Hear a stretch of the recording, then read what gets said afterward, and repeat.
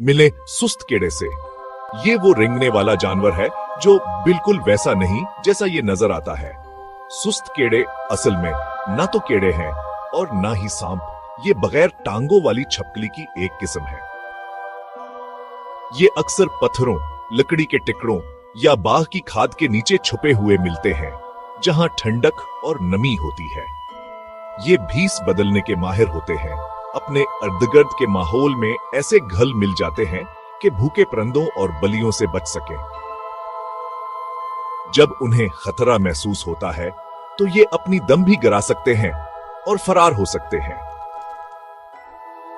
सुस्त कीड़े सल्क्स कीड़े मकोड़ों और मकड़ियों को खाना बहुत पसंद करते हैं, जिसकी वजह से ये माली के सबसे अच्छे दोस्त हैं। कीड़ों की तादाद को कम रखकर ये बागों और खुली जगहों को सेहतमंद रखने में मदद करते हैं। और ये एक दिलचस्प बात है, सुस्त कीड़े जंगल में 20 ही साल से ज्यादा जिंदा रह सकते हैं। तो अगली बार जब आप बाग में हों तो इन छुपे हुए छोटे हेरोज पर नजर रखें। ये सुस्त हो सकते हैं, लेकिन ये हमारे माहौलियाती निजाम के लिए बहुत अहम है।